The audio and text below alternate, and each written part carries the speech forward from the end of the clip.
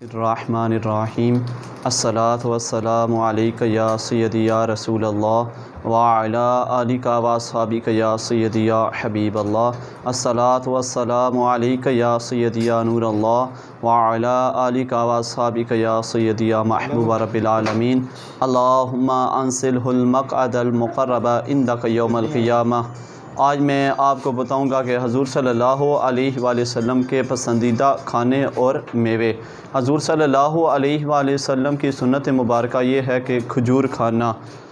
مولانا علی قاری عمدۃ القاری میں یہ لکھتے ہیں کہ مکے اور مدینے کی کھجور کھانا سنت ہے۔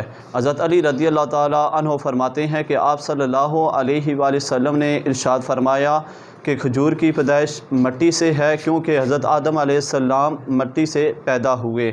حضور صلی اللہ علیہ وآلہ وسلم کی سنت مبارکہ یہ بھی ہے، اور حضور صلی اللہ علیہ وآلہ وسلم کو سب سے زیادہ عجوہ کھجور پسند تھی۔ پھلوں میں سے حضور صلی اللہ علیہ وآلہ وسلم کو خربوزہ اور کھجور آپ صلی اللہ علیہ وآلہ وسلم کو زیادہ پسند تھی۔ حضور صلی اللہ علیہ وآلہ وسلم نے ارشاد فرمایا کہ جس گھر میں کھجور نہیں وہ گھر والے بھوکے ہیں، اور ایک دفعہ 2 کھجوریں کھانا یہ سنت کے خلاف ہے، یعنی اکٹھی 2 کھجوریں نہیں کھانی چاہیے بلکہ ایک ایک کر کے کھانی چاہیے۔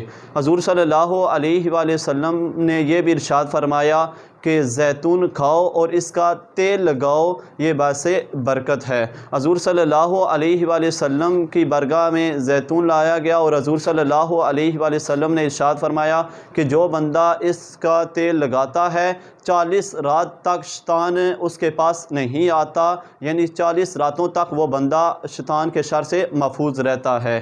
انجیر کھانا آپ صلی اللہ علیہ وآلہ وسلم کی سنت مبارکہ ہے۔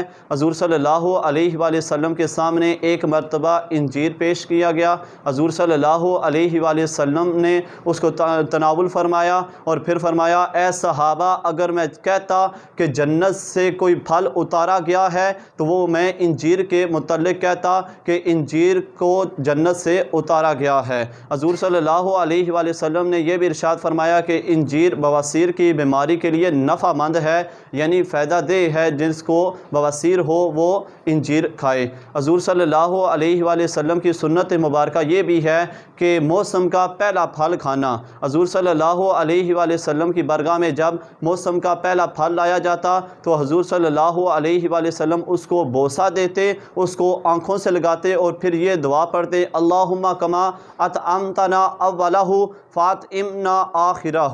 اللہ تعالیٰ کی برگاہ میں دعا ہے کہ اللہ تعالیٰ ہم سب کو سنتوں پر عمل کرنے کی توفیق عطا فرمائے۔